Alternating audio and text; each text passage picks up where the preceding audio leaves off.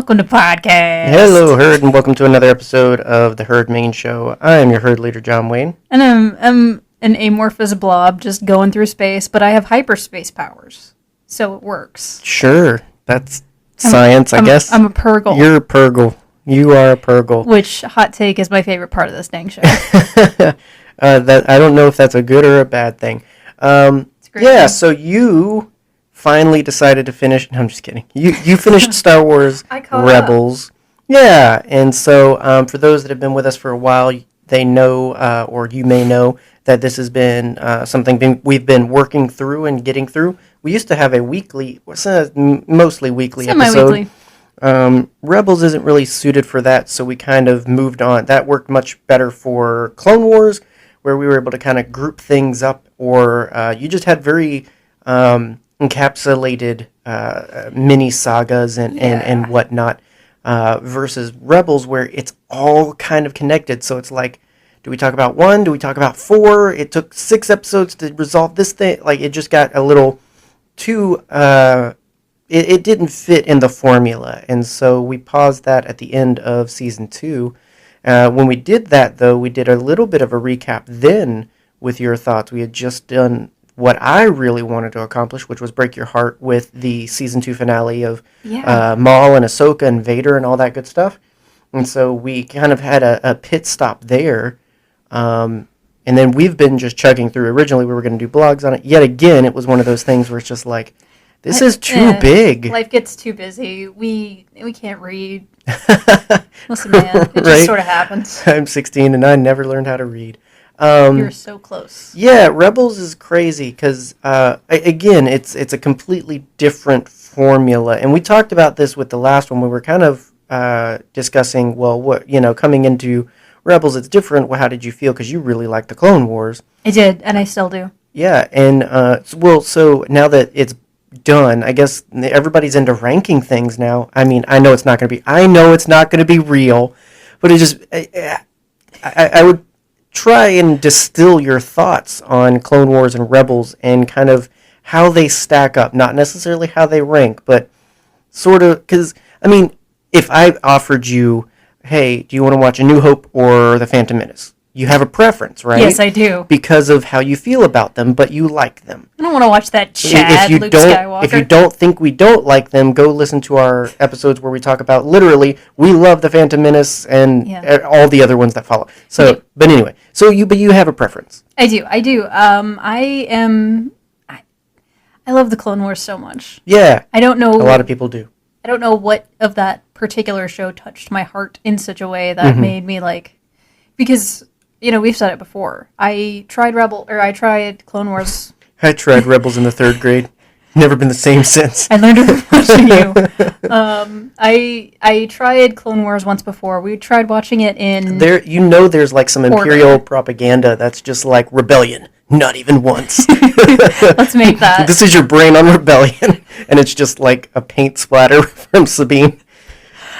That's actually pretty dope. I think that would work in the opposite direction. Don't steal our ideas. That's going on our T-Public. Much like the DARE program. Right. They tell you where to get the drugs. Right. It's never going to work DARE, out, guys. but it's Empire.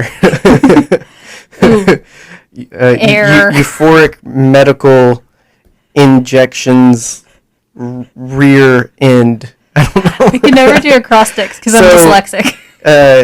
Yes. Yeah, you tried once before. I tried once before. We watched it in chronological... We tried it in Clone Wars. regular order. You had kind of done that. This was back when we were dating. You showed me the first episode, and I was like, what is this? I don't understand. Okay, maybe so. Because that was the Clone arc, where it was Yoda and... Thyre, Jek, and Reese, I think, or Rise. I think... I used to know this because I love those boys. They are good boys. I love them as well. Never stuck up to Domino Squadron, though. Right? No one usually does. Rip my boys. It just doesn't sound the same when you say rip, Yeah. Listen. I don't know. It's like that newfangled lingo and such, where I'm just like, I don't know whether to be angry or confused, but I'm both. And that's the essence of being a millennial, darling. Apparently. Yeah. I watched it barely once before, and I didn't really get into it. And then we tried chronological order, which that order is somewhere on the internet. You can find it. I mean, it got so bad that StarWars.com literally had to say, "I'm sorry, we don't know what we're doing and we can't count. Here's a list." And I've never not recommended it in chronological order ever since. The first season of Clone Wars is not bad. It is just... It's like slow. Pizza. There's no bad version. We're talking a lot about the Clone Wars. We really are. You get to your point before this turns into the Clone Wars rewatch again. I love the Clone Wars. It made Maul an even better villain than he already was. That is what made me love Maul as a character, was the entire Mandalore arc. Sum it up more. Maul. Maul, yes.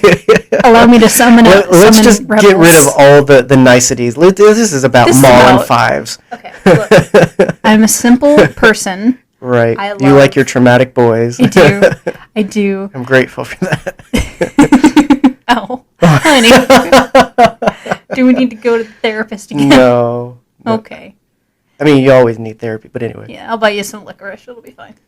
I mean, I think it endears with, like, us and a lot of folks our age in particular, because we're the kids that grew up on the prequels, and so whereas we all have our favorites of the original trilogy or favorite moments of the original trilogy, I think we really resonated and hit with the prequels. That became our Star Wars, and that's really where I think fans were made.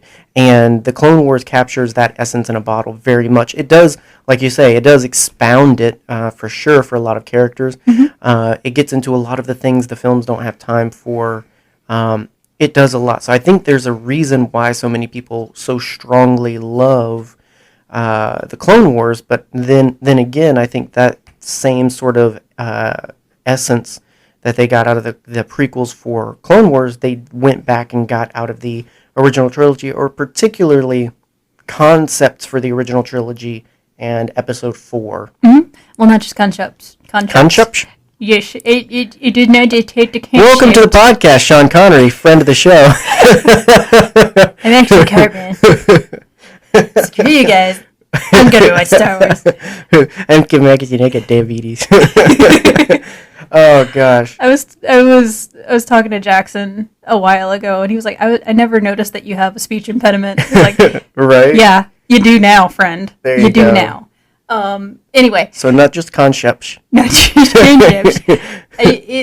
It drew upon story arcs that were hinted at in the original trilogy. We got more of the rise of the Empire. Well, and also the fall of the Empire. We got like a little bit more about Mandalore than we ever thought was going to happen, which was utilized in Season 7 of Clone Wars to bring it back a little bit.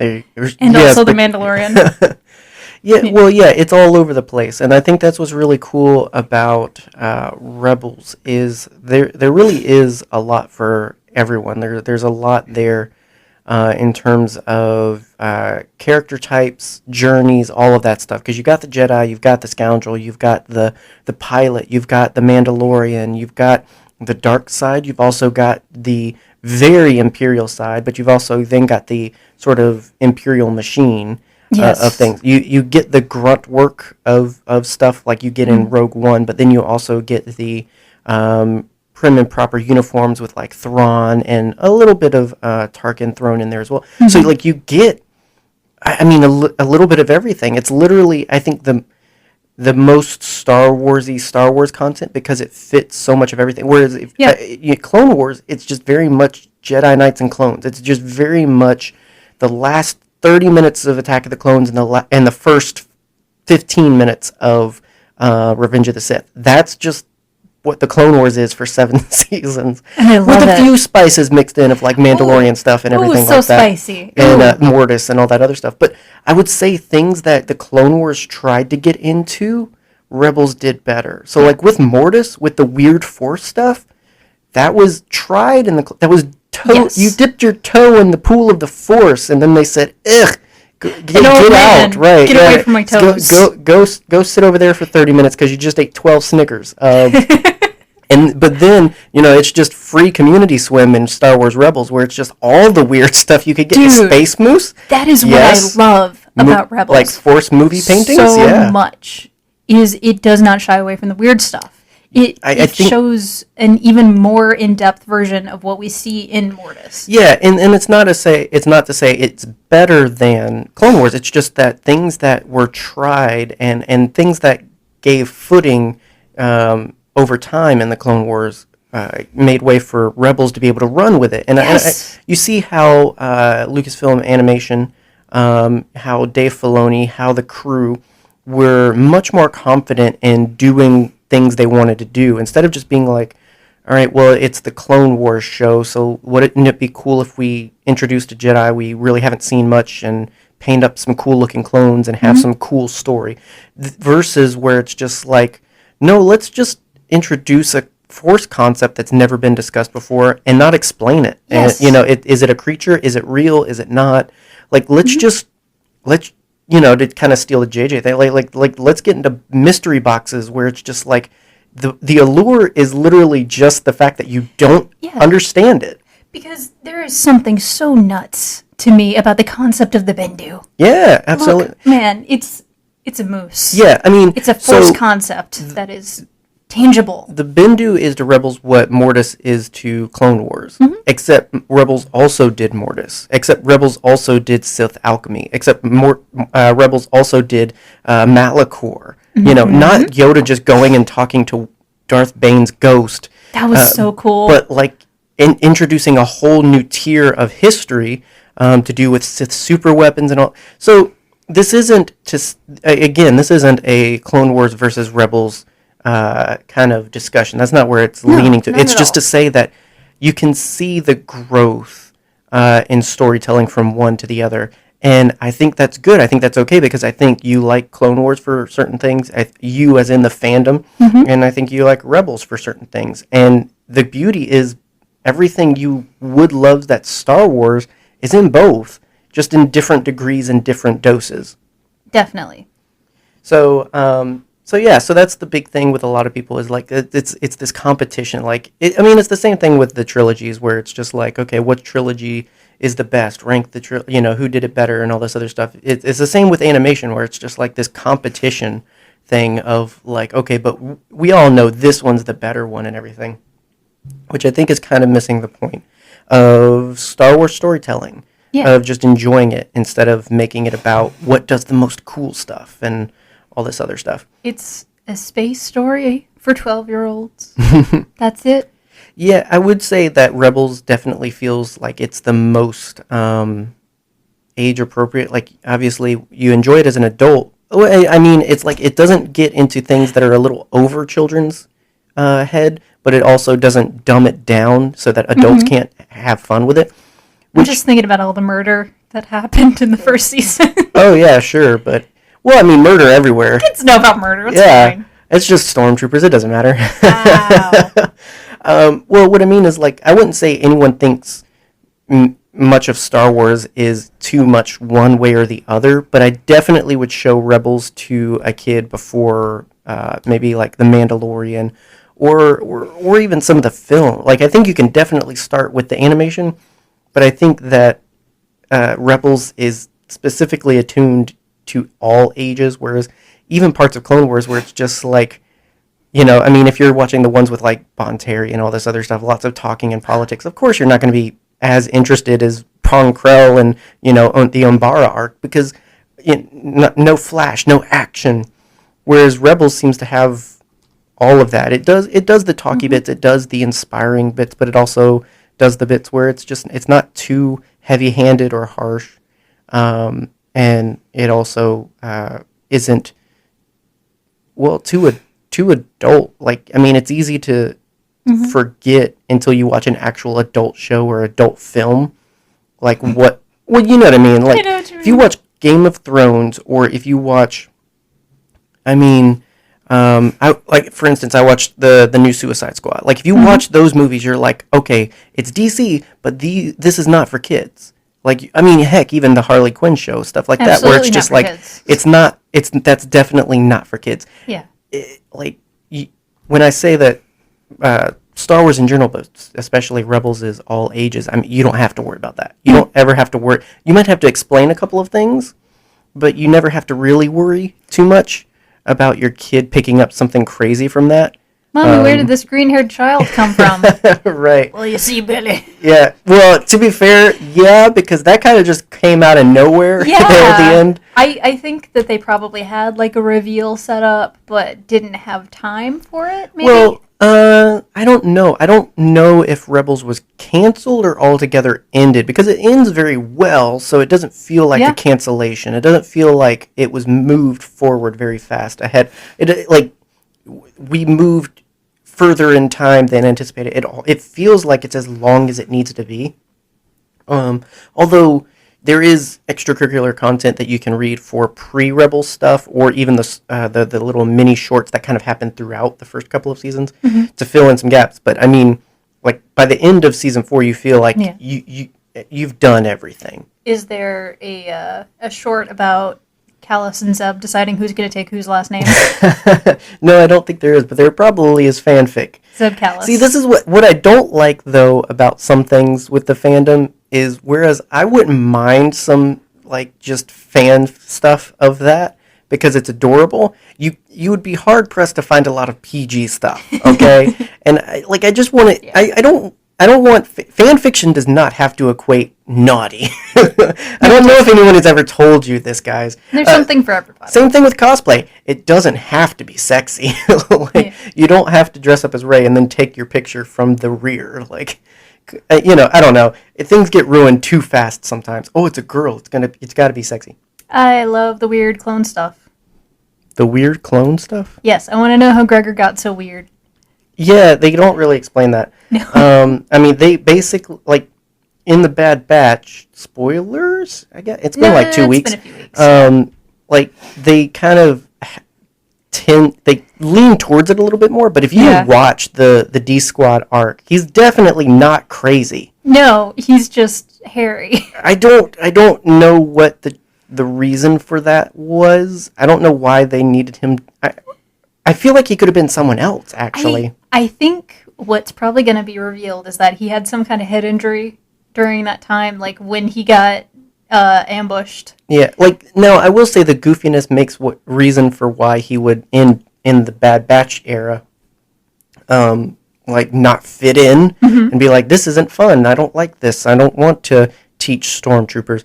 But overall, it's just very much just like, what happened? Did you get sun sickness and just never get better? It probably, or, that's exactly I don't know.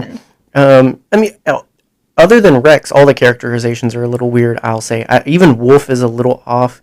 I mean, I know some of it feels like PTSD, but some of it's also just very much just I mean, he was very clean cut. I don't feel like he was... Yeah.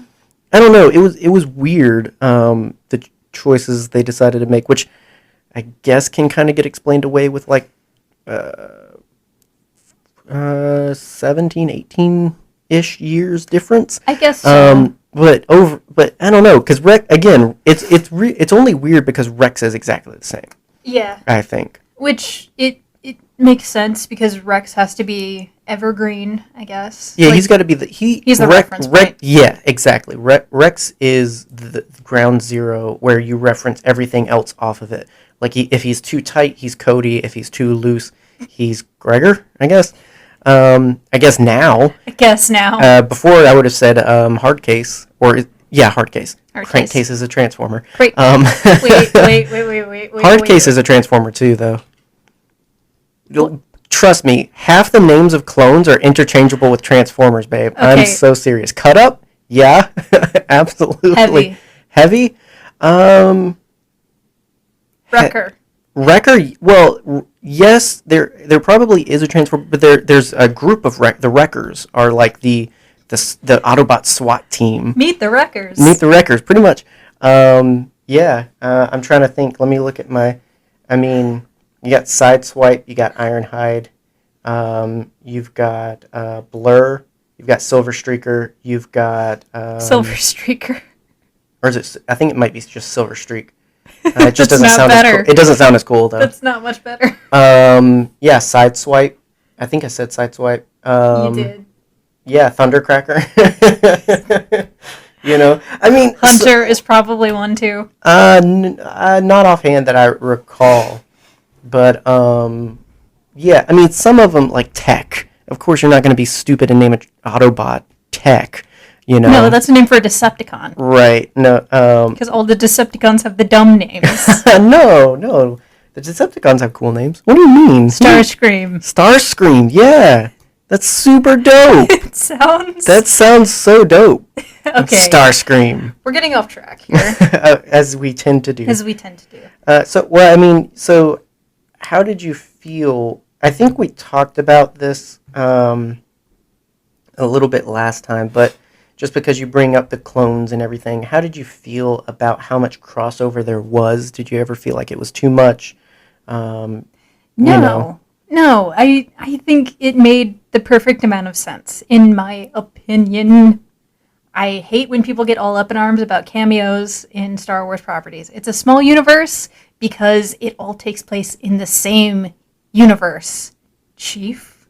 I feel like, and this isn't to be like combative, but just to play the internet here, I feel like in an episode about the Mandalorian, you talked about how like you didn't want it to be the cameo show. I did. So what's the difference for you? Like what's the middle ground, or what makes it work? What makes sense? Like that's my whole thing. Like I think it makes sense for Ahsoka. All right, case closed. I'm sorry.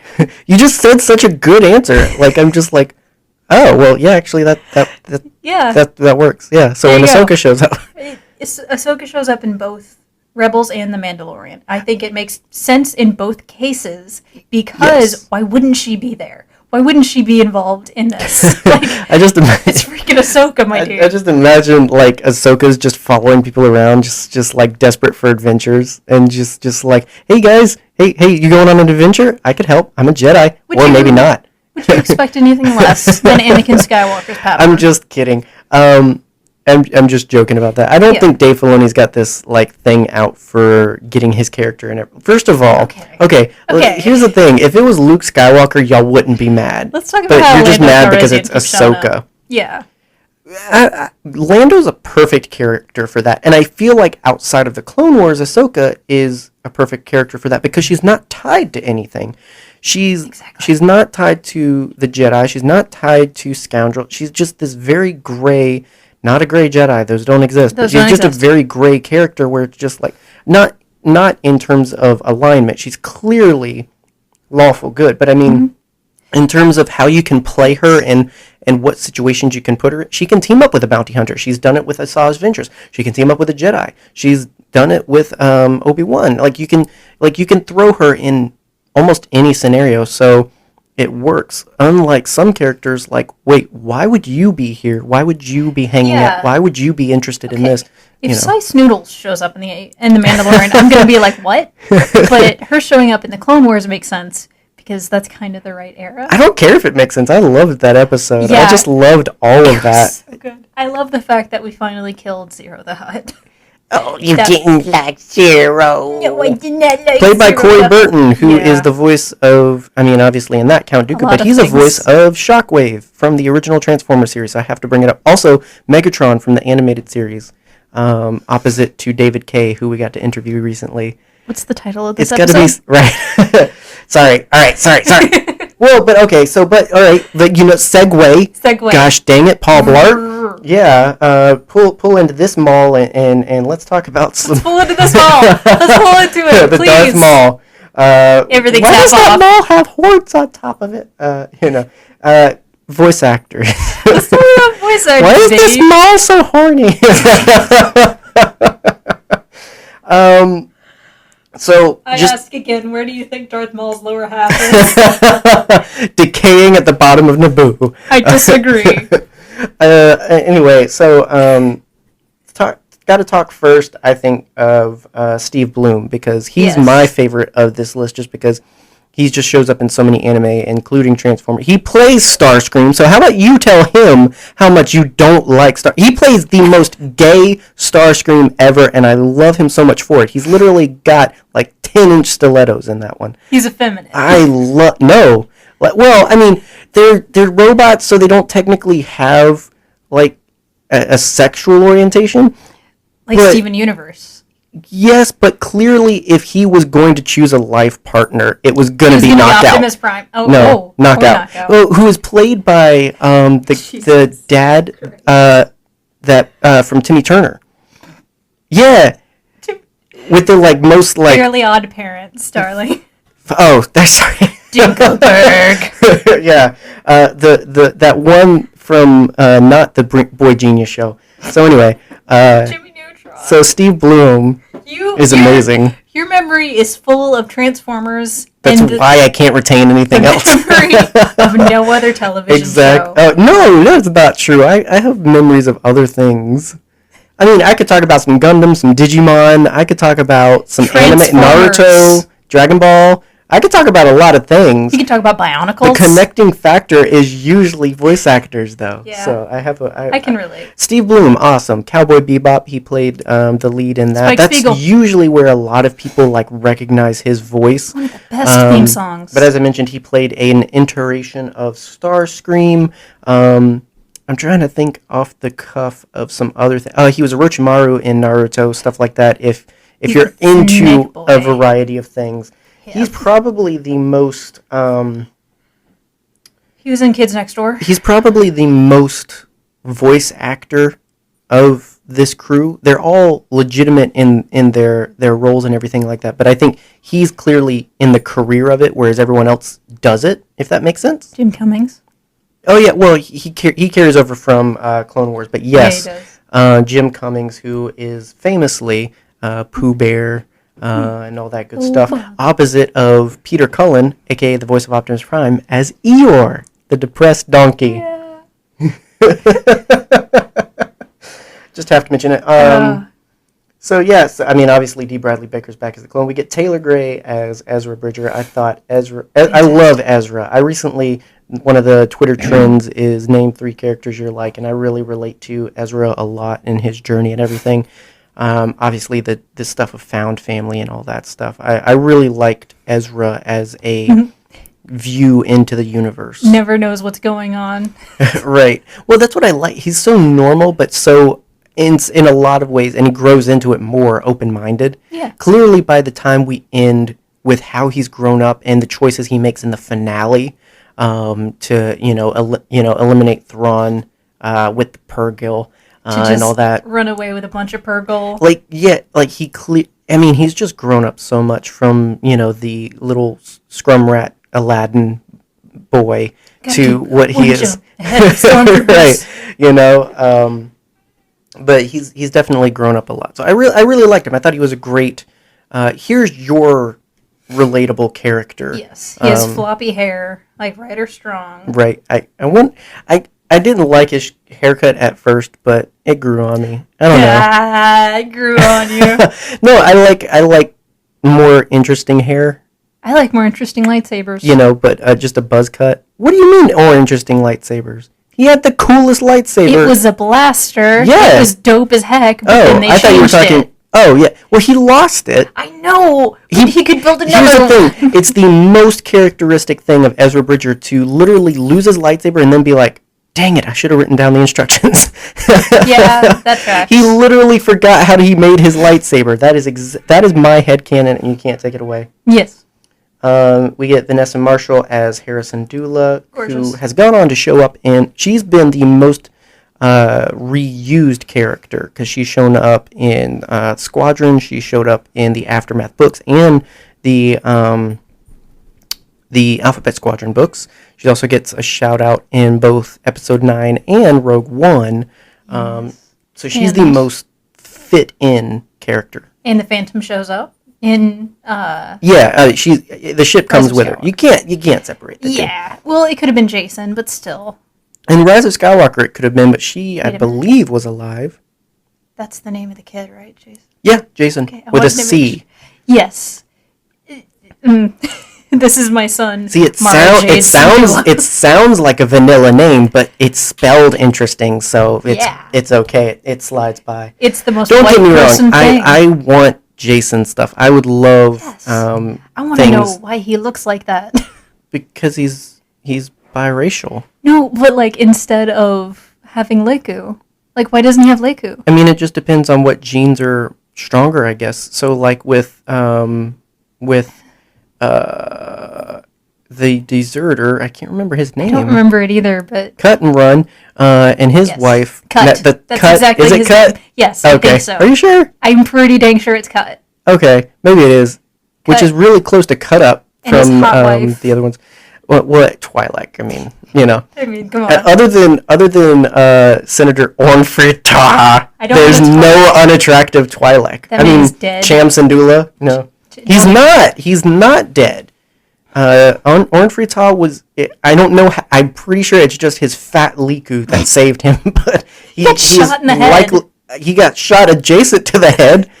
Have you not heard the story of the dude that lobotomized himself attempting suicide? JFK is still alive. He's out there somewhere. Right. No, his head was eviscerated. But no, look it up. There's a guy that lobotomized himself attempting suicide. Like the bullet literally just cleaved through his brain and he was fine. I forget what his name was. It is insane, but more than likely that happened and Ornfried, no one can tell the difference. He's gonna...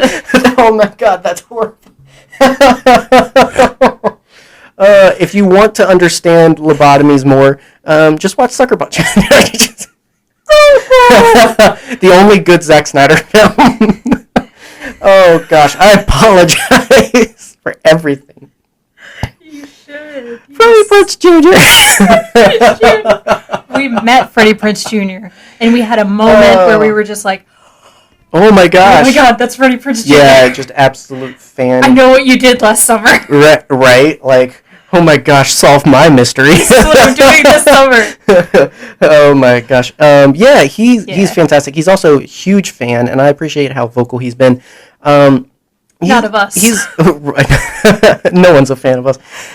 He's up there with like Sam Witwer in the same vein of like... They're besties. Well, yeah, but like in terms of like intimate knowledge of the universe and everything, doesn't get everything right. I don't agree with everything, and that's fine. I don't think it discredits it. You don't have to. I don't. It's just personal preference. I mean, he's going to have his opinions about certain things and la-di-da. But in general, I think he gets more right than anything, and I think he gets Star Wars, so I appreciate so much that he's playing a character as iconic and influential and meaningful as Kanan, a.k.a. Caleb Doom. I just love Kanan so much. What? I'm just thinking about the Doom. Okay. Imagine. There is no Kanan, only Doom. Imagine your dad dies. And then you're like, oh man, I'm so sad my dad dies. Right. Here's this wolf. Right. That looks like my dad. Yeah. And I think it might be my dad. So here's the thing. I don't think that Dave Filoni has an agenda with Ahsoka. He definitely has a wolf agenda, and it needs to stop. Dave Filoni is a furry. Oh my Spread the word. Gosh.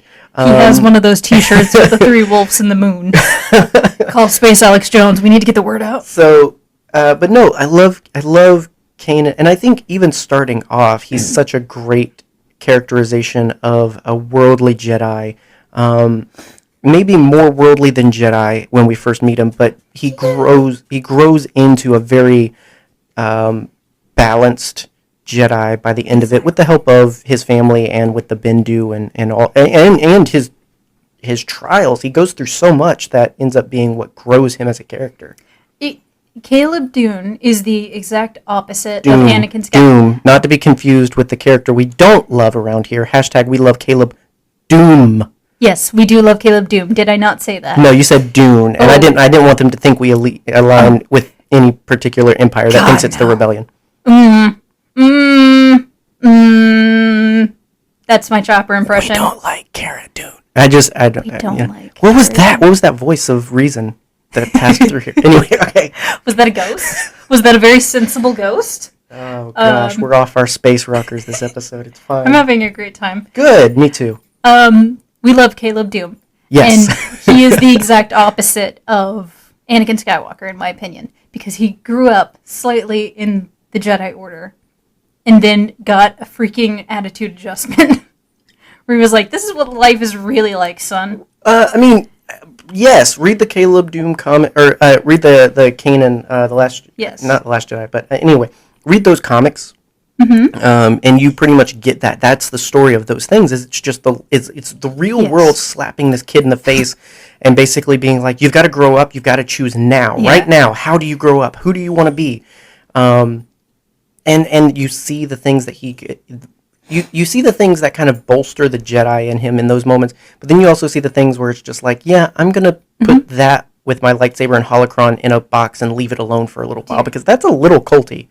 And you just kind of, live a normal life. He has the great line of, oh yeah, that's what Master Yoda used to say when Ezra asks him, what does that mean? I don't know. Yeah, I love that. I mean, well, but that's such a Jedi thing. It's just like you think because you know a mantra that makes you wise and or knowledgeable? No. Exactly. If you don't actually understand what it means, but yeah, I mean, Kanan's so rich with a lot of things. We'll definitely end up being discussing him more at some point. I really want to because he's up there with like Qui-Gon in terms of like just very strong character elements that lend both to the wisdom of the mystical Jedi, but also just the very dude. The very on the ground, very normative kind of wisdom as well. The things that just make you a good person, not necessarily street smarts. Yeah, exactly. Street smarts. Street smarts. He has a money clip. Yep. So, and then we've got Tia Sakar, aka Sabine. Lucasfilm just cast her as Sabine. Oof. What the heck are you doing? Love her so much. She's great. I love Sabine so much, and especially towards the end of season 3 and such, she gets to steal the limelight a little bit more. Not just be the rambunctious other child, but she's the middle child, yeah. Yeah, but she actually, getting developed with an interesting backstory, and also highlighting what makes her Mandalorian but unique. Because I would definitely say when we first meet her, she's more unique than most. Like, she's not tribal warrior goddess Mandalorian woman. Like, she's not Cosca Reeves. She's not her mother. She's not she's a punk. Yeah, she's a rebel. And, that's what helps her fit in so well. But then she gets to learn her roots and figure out what can coexist. Yes, definitely. Which is what's so interesting about most of the characters. Unlike Ezra, who kind of builds his entire self through his family as he's going on this rebel journey, all the other characters, well, not Zeb, we'll talk, what? but all Kanan, Sabine, and Hera all have to go through this journey of realizing, hey, that life that I pushed aside before because, hey, mom and dad can't tell me what to do, or hey, the Jedi are bad, and hey, the Mandalorians just don't know what they're doing. Maybe all that wasn't as bad as I thought it was. Some of it actually could be useful and good for me. Yeah. Going through this journey of just hey, don't throw everything out as bad just because you had trauma or disagreed with it. There's some things about the Jedi. There's some things about your rebellious father. There's some things about the Mandalorians that are actually good for you and necessary. But you don't have to sacrifice being you for them. No, and that's how it should work.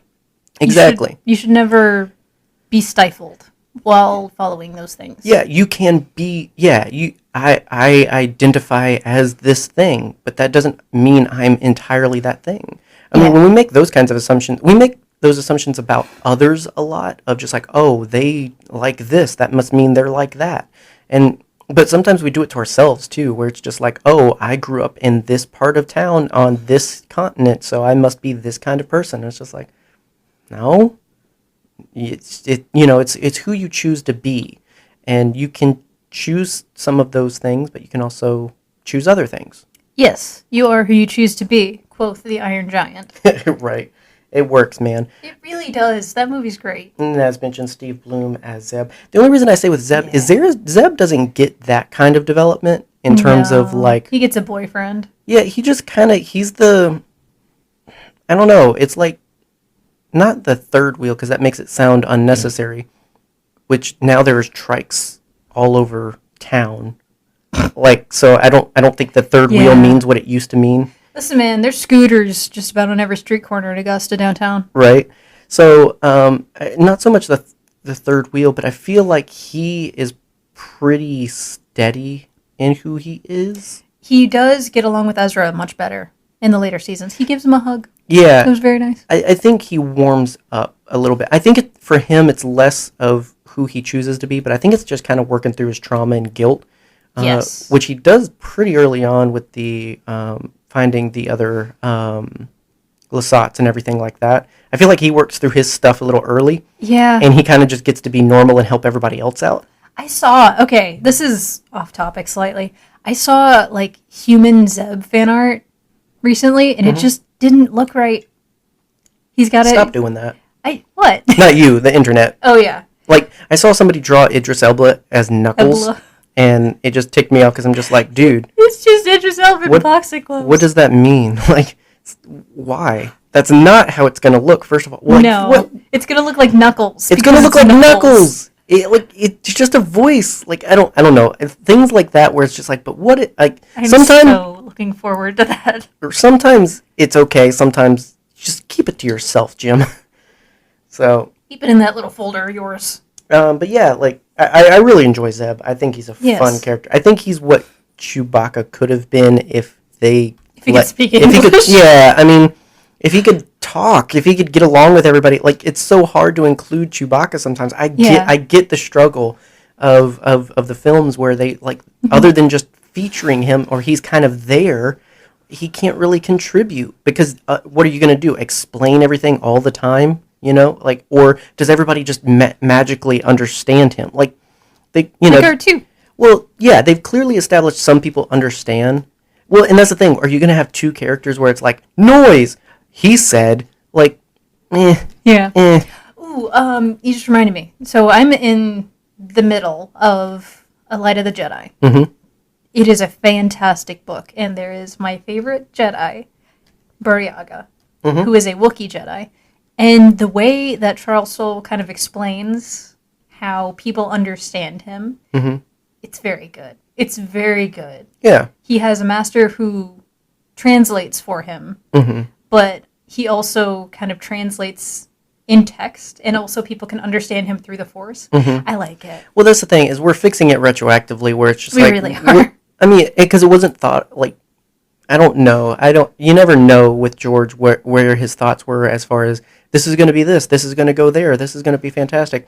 I don't know if he completely thought of, how are you going to do this character for 9 movies? What if my dog was 7'5"? Yeah, like, and they treat him like a dog. That's the difference. Versus Zeb, where he's a complete character. Yes. I think that's what I see there is it's very, and it's funny because he's based on concept art for Chewbacca originally and everything, so it just comes full circle. Do you think that Chewbacca would be such a lovable character if he looked like Zeb in live action?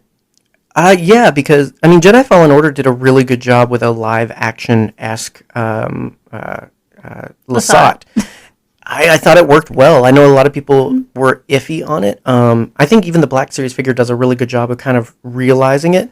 I think it looks fine. I think it's all in the eyes. Yeah, well, that's the thing that the figure and Jedi Fallen Order did, is they tweaked it a little bit to make it less, like, bug-eyed, like the concept art and like the animation. It works with the style of Rebels animation, but it doesn't work in realization to me. And so I don't mind the tweaks to make it look a little bit more normal. I don't mind the addition of more human lips. Like, there's features they add on that just make it come together more while keeping it very genuine. And it's, I don't know. I thought it was good. A lot of people were weird by it, but I don't know. Speaking of human, you're always going to piss somebody off with something you do in life. Just go ahead and accept that with everything. Breathing, yeah, you're ticking somebody off right now by doing that. So literally, anything you do is going to make someone upset. So just, my lungs are so dilated right now. Just do it. If you think it's right, just do it. I don't know. Just do it, Nike. That's the moral of the story. Shia LaBeouf. I'm not trying to say that some people are wrong for not liking a version of the Lasat anime. I don't. It's Star Wars character. I don't hate anyone because of that. No. So I'm just getting ahead of the internet trolls. Is what's happening. Don't feed the trolls. They'll find a way. Right? No, don't feed the trolls. Kill the trolls. You don't want a bunch of a pack of hungry trolls after you. That's worse. You know what's worse? Goblins. Let's go all the same. Nilbog, guys. And then a slew of other voice actors that are awesome. Mark Hamill's in there somewhere? Yeah. I mean, Tom Baker. Got to mention the Bendu. You mentioned him earlier. Ooh. I mean, obviously, the Fourth Doctor. Sam returns as Darth Maul. Yeah, the Fourth Doctor. I didn't want Backyard TARDIS to come after me. So. Yeah, I mean, so many. You get a Mickelson in there. Always, Star Wars is always better with a Mickelson. Okay. Let's talk about Thrawn for a minute. Okay, yes. I did not read the books. I will go ahead and How preface dare that. you? Listen, Scotty. How dare you? All right. You claim to be a Star Wars fan. I am a Star Wars fan because you can't even pronounce Thrawn's real name, can you? Mithron Do something. Worcestershire. Markion Row, not Marchion. Right. Yeah, but yeah, I love the character of Thrawn. Do not get me wrong. There's not enough of them. In I don't Rebels? think so. Yeah, in Rebels. That's why they did the books. I wasn't scared of him. Mm-hmm. Like, I don't know. Yeah, I mean, it was a different scale. I mean, not all of his attention was diverted to the Rebels, obviously. There's other things he's got going on. But, yeah, when you're just focusing on this little ragtag group, I mean, it's hard to be superimposing because technically Thrawn should have been able to deal with them very swiftly. Yeah. But that makes a very boring show. And I feel like most of his power was bureaucratic, if that makes sense. Mm-hmm. Like, which is the nature of the Empire. In this time, I understand that. Mm-hmm. It's all a bunch of beige and gray. But, like... Yeah, well... he definitely wasn't to his fullest in Rebels. I think he worked as a great villain, but I definitely feel like, if anything, I feel like there was too much Thrawn to Rebel ratio because it's just, again, it's the longer he's around, the more it's just like, why haven't you dealt with this already? Why have you not whipped these bugs away? Right. They just feel too unworthy of this much of his time. And so it's just very different. Like it's almost just like you're purposely prolonging the game, which there's just all these things going on. I mean, anybody that wants more, I'm not here to say what's a better Thrawn. I think both in terms of books are very similar because they're both written by Timothy Zahn. So I think read whatever you want. I would say don't read them to compare Thrawn to Thrawn. Read them to compare post Return of the Jedi to pre A New Hope. Like they're two different periods, two different sorts of climaxes going on. Like they're two completely different stories that happen to feature a very similar character. I had to say, why not both? Just read both if you want, whatever. But definitely, I feel like you get more genuine Thrawn in the books, though. I mean, I just think he's a character that's best used in written form. I mean, there are characters like that where you're just better in when you can be very expounded upon, when you can be kind of your inner voice is written out for people so that your motives are more clearly known, your intentions are a lot more to understand. Because there's a lot of times he comes across and it's just like, what? Why are you wasting time? Like, but if we had his inner monologue, who knows what we would think about him? And to compare, boy to boy, you have Maul, who is a character of action. Like, he is gonna give you some words, and then he's gonna cut your legs off. Where you have Thrawn, not Maul. I got Maul on the brain. You have Thrawn, who is a character of monologues, and like pressing buttons on a pin pad. Yeah, I mean, don't get me wrong. Like, they get the best parts of him right. Yes, I think it's more. Very calculated. I think it's more in the action of Thrawn that it's kind of just like. You're left wanting for sure. He's playing 5D chess, my dude. There's a reason they've written two trilogies about the canon Thrawn is because obviously it's like I like this, but there's got to be more, right? And there is because he's just again that kind of character. I mean, Mickelson to Mickelson. I mean, you compare him to his brother who's played Hannibal. That's much more what you expect to kind of get out of him. Is a very Hannibal vibe of cunning and almost haunting thrill and everything like that. But you kind of just getting a diluted version of that. I think it's the content. I think it's because it's a show. I think it's because again, you don't want to. It was the best way to introduce him for sure, but you don't want to completely unleash him because then it renders our heroes moot and everything. So like. There's all of these politics behind real world politics and whatnot, and business behind the way they chose to do it. I think you get a good introduction to Thrawn through Rebels. Definitely. And you know what? I'm gonna read those books eventually. It's on my list. I didn't know this, but Warwick Davis played Rook. Yes, he did. Cool. So anyway, So yeah, Sam Witwer. You get more Maul. You get the end of Maul. You do. I was going to not talk about that. We really didn't get to talk about that much. He lives forever in my heart. We'll do a character study on Maul. Obviously he deserves it and whatnot, and we'll be able to talk beginning to end of his journeys and everything like that. But it's sad. Yeah, Rebels really does do a lot of that, of just taking things and kind of ending them. Changing them around, so like you think the Clone Wars is the end of Ahsoka's story. Well, no, we're actually setting her on a different path. You think, and it's again, you think that Solo might be near the end of Maul's story. Well, no, we're going to take him back because a traumatic boy can never escape his trauma. The boy can never truly win. Yeah, that's basically it. You get your thing and you're going to self-sabotage. That's essentially.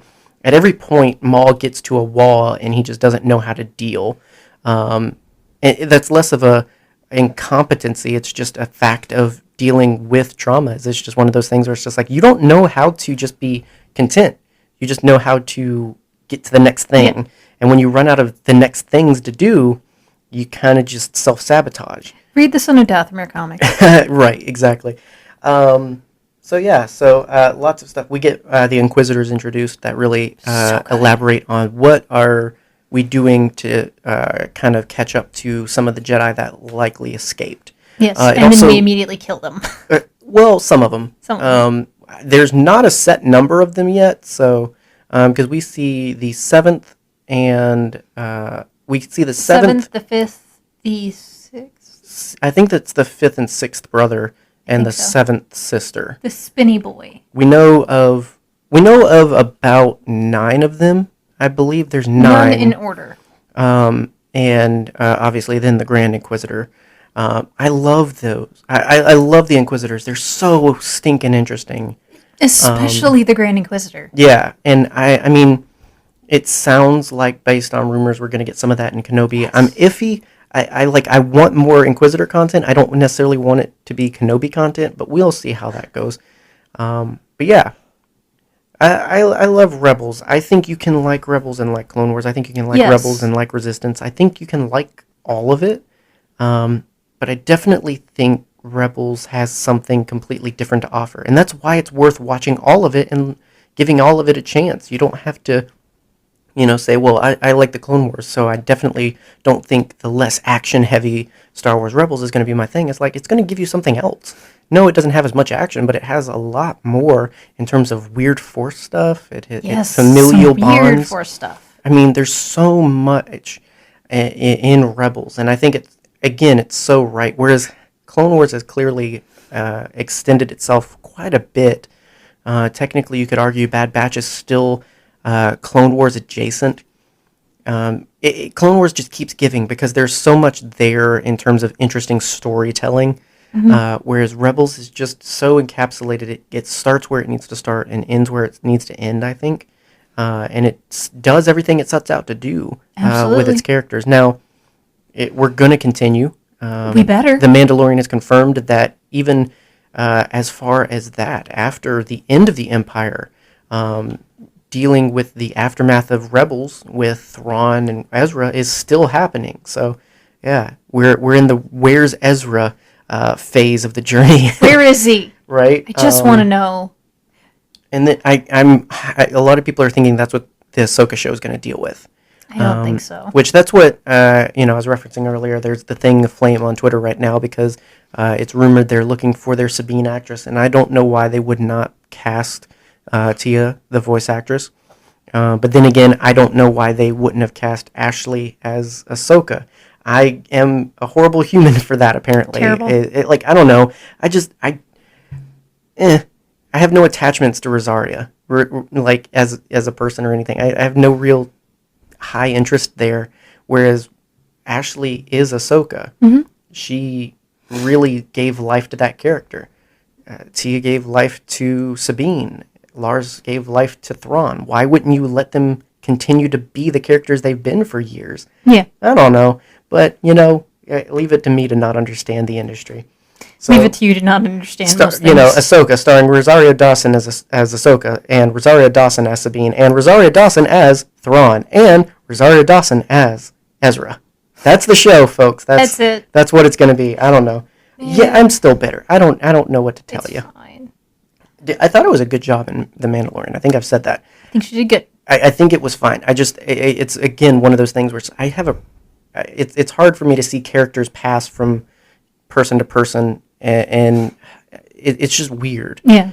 And so I really hope that if Ahsoka, the show, goes in that direction, I hope to like Rosaria's Ahsoka more, and I hope that we get to see Sabine realized by her actress. Yes. Absolutely. I understand some people can take or leave Lars as Thrawn, though. I mean, he's got the cunning and the voice and everything. I don't know that he's got the looks, but I don't know. Who else? know. Pierce Brosnan? Yes, that's the exact joke that I was about According to that one poster at Star Wars Celebration. Man, that was a cool poster. So let us know, guys, your thoughts on Star Wars Rebels. Again, we have things to discuss that will be Rebels adjacent, dealing with Maul and Kanan and all kinds of other things. So we're not done. I mean, we're never done with anything Star Wars. So obviously there'll be more to come. But we'd love to hear from you guys what some of your favorite things were, some of your favorite characters, your favorite moments, and all of that, or your favorite things that Star Wars Rebels did for you. Was it exploring the Force and the Bendu and the balance in between? Was it expounding on the industrial side of the Empire? Whatever it was, let us know your thoughts on Twitter, Instagram, and Facebook. There's links to all those important places in the description. And one final thought. Oh. I did the outro. I know. I did the outro. But I didn't remember that until just now. Okay. I don't think Ben Solo is in the World Between Worlds. No. There was no one to pull him out. No. It's kind of dumb. No. Get out of here. Your Ben Solo. Here's the thing. Would I want Ben to have lived? Yes. That's not the answer. The World Between Worlds is not the answer. No, it happened one time. It's done. Yeah, exactly. And that's the thing with, them going back in time in Avengers Endgame is not a reason to just start using time travel all the time. There's got to be cost to time travel. There always has to be. Otherwise, you can't do time travel. Exactly. Because then that's just the Deus Ex Machina of just time travel it. Messed up, time travel. Fix everything with time travel. I don't think that's the point. They literally deal with that in the episode when Ahsoka says, Ezra, you can't just save Kanan. That has implications. Mm-hmm. You just have to trust that the things that are meant to be happen, like pulling Ahsoka out, and you have to trust that there's other things that are standing points. Watch Doctor Who, dang it. There's things you can't mess with. They're fixed point in times, and they're going to make you cry. Exactly. Just deal with it. Raggedy Man. Goodbye. Ben died and it's sad. It's supposed to be. He died. You're not supposed to be happy about it. You're not supposed to be happy about any of it. Sacrificial love. It's literally there. Sacrifice. Would I have wanted Anakin to live and grow up with his grandkids? Yeah. Didn't happen. Deal. I don't know. That's the way the story goes, child. Right. I'm as upset to this day of not getting Ben Solo. But I can't just throw any solution I want, World Between Worlds at it. It's one of those things, again, I accept it's sad and it's supposed to make me sad. It's supposed to feel like that, I guess. It is what it is. Unless you just want to wait for that reboot that Favreau and Filoni are doing, it is what it is. Right after Kathleen Kennedy is fired, yeah. Exactly. Laser eyes. Laser eyes. Right, all the laser eyes, guys. If it's not clear, we like all of that stuff. And we will be talking about that at some point. We took a break to enter into this new season. We've been doing a journey of discussing our love of the various Skywalker Saga episodes. We have not finished that. We will come back to it with the prequel trilogy.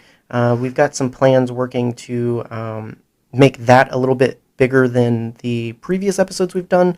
Maybe some live streams, maybe including some of your input and content. So all the more reason to follow us on the social medias to stay up to date on all of that stuff. We did get some questions for this episode, but most of them were about my well-being, so we're not going to answer those. Oh, yeah. Well, and that's the thing. We put out there most of the time we're talking about something to get your thoughts. So keep an eye on it. Don't just like the Instagram pictures. Comment. Oh, my gosh. But, and then also in the link in the description, you can find ways to support us, whether it's buying coffee through Expedition Roasters, who are amazing, or through our Patreon, where you get to interact with us more directly and help us get greater input into each and every episode for a low, low price. or whether it's just rating and sharing this. That's also a great way to support the show. But yeah, we will be back with some Nerdyverse content where we talk about things not Star Wars and having fun with that. We also have some hat chatters, which are where we get to just be us. No nerd agendas, just us. I have an agenda. Oh, I always have an agenda. I'm agenda fluid. But yeah, we've got a lot of things in the pipes and on the way. So hopefully you're subscribed and ready to receive all of that in your eyes, ears, and nose holes. Ew. You can smell Nerd Herder in season 8. That's what we're doing. Are we just going, That's how we're winning the internet. We're going Jake Gyllenhaal. We're not bathing for a year. Did he do that? Apparently. He looks like he would do that. Anyway. He looks like a dirty boy. We'll see you guys in the next episode. Bye. Bye.